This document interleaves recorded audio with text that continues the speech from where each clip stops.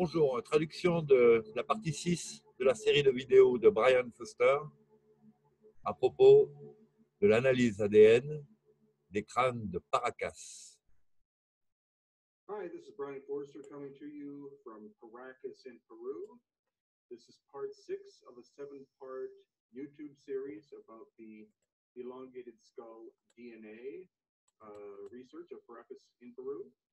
And this part is about the team of people who were involved in this process. There were 10 important people involved, and I wish to give a brief description of each and what their role was. Of course, I was the coordinator in Peru itself. I've been studying the elongated skull. Donc, il était le coordinateur d'un groupe de 10 spécialistes. Paracas for about 2 years, and so I was the one coordinating between the Ministry of Culture, specifically. Qui coordonnait avec le ministère de la Culture. Garcia Soto, who is a leading Monsieur archaeologist for the Soutou, Ministry of Culture in Ica, Peru. qui est le délégué du ministère de la Culture à Ica, Pérou.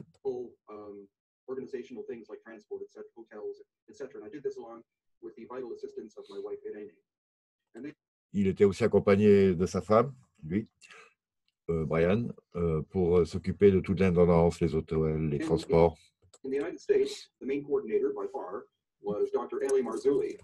Aux États-Unis, le docteur L.A. Marzulli était coordinateur et correspondant avec Brian. Sometimes with team members, sometimes with simply one camera person. And Des fois avec un groupe de caméramans, des fois une seule.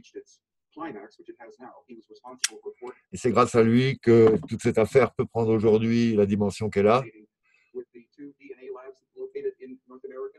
Donc avec 2 laboratoires d'analyse ADN américains,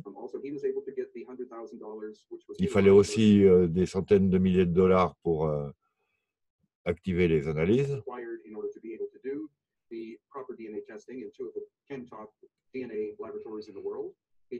Parce que c'est quand même 2 top laboratoires d'analyse ADN mondiaux. Il était assisté par M. Mondo González, un Américain archéologue.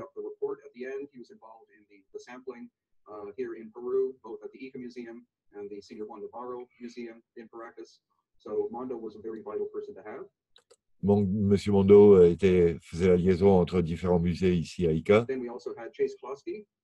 Et aussi M. Kloski,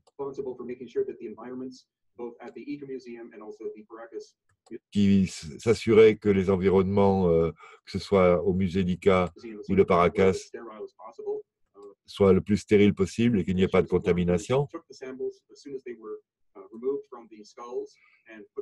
Donc on prenait les échantillons directement après le prélèvement crânial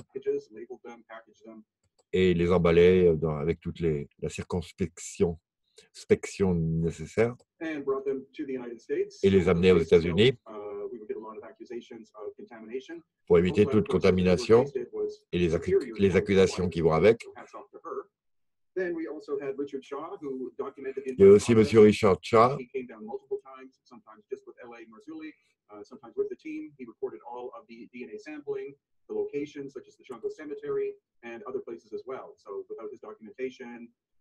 qui s'occupait de toute la documentation et comment on pourrait dire ça, l'échantillonnage des données, leur désignation. Il y a aussi M. Malcolm Warren, un chiropracteur américain, Michael Alday, qui est un médecin, physicien avec 35 ans d'expérience, Rick Woodward, un anthropologue américain, qui a étudié surtout les anomalies des crânes comparés à des crânes normaux et à d'autres crânes de groupes culturels locaux. Et ils ont été capables de déterminer que le manque dans la suture sagittale, disons fontanelle, est sûrement dû à une anomalie génétique.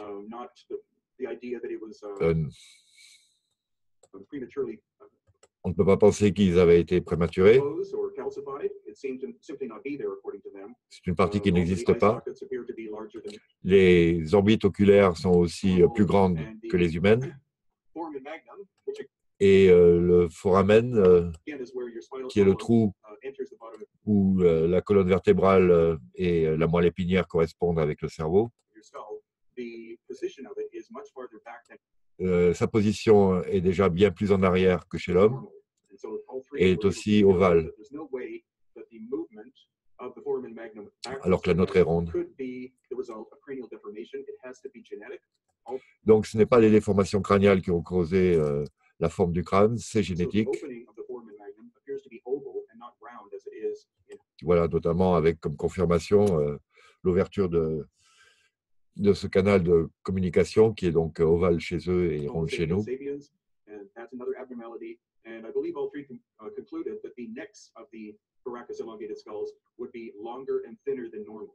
Et tous ont conclu que les coups de ces êtres devaient être plus longs et plus fins que normalement. So those are the factors that they figured out. And also, of course, Ruben, the archaeologist in Peru, in Ica, was vital because we had to do this with the Peruvian Ministry of Culture. There was no Donc le ministère péruvien de la culture a chapeauté toute cette affaire pas à pas par le biais de Ruben, l'archéologue. that we could take even little Il ne powder pouvait samples of même pas Paracas prendre material le moindre outside Peru exemplaire, without échantillon the sans leur approval accord. of the Ministry of Culture of Peru.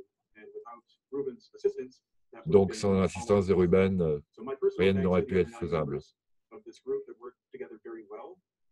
Donc And hats il off tient à to all of you for your saluer expertise. l'entente et la cordialité qu'il y avait au sein du groupe. Now, in part 7, what I'm going to do is get into a more detailed discussion of the actual Donc DNA, dans la partie suivante, il s'intéressera de plus près the haplogroups that were found, aux groupes, aux haplotypes, je crois, aux groupes génétiques, because many of them were not indigenous to car beaucoup d'entre eux n'étaient pas indigènes and à la région, present supposedly in South America, parce que normalement en Amérique du Sud, c'est essentiellement le groupe O technically before the first Spanish arrived in the qui est prédominant. So this means Donc that avant l'Inquisition espagnole. 2000 plus years ago, there were people called the Paracas, a very Donc il y a 2000 ans, il y avait des gens appelés les Paracas complex DNA background that were living avec un fond génétique très complexe on the coast of Peru. qui vivaient sur la côte du So Pérou, discuss, blood type samples that were taken and et les échantillons pour analyse de type sanguin qui ont été pris. supposedly prior to the arrival of the Europeans in the 16th century, all native people, especially of Peru and South America in general, were supposed to be 100% blood type O, Ils devraient être à 100% type O, and this is not the case. et ce n'est pas le cas. Je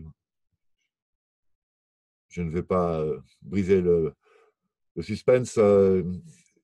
Ils sont originaires de la mer Noire. So we'll get into that Il a in déjà the dit dans final, les premiers épisodes. 7th chapter of this series. Donc à bientôt.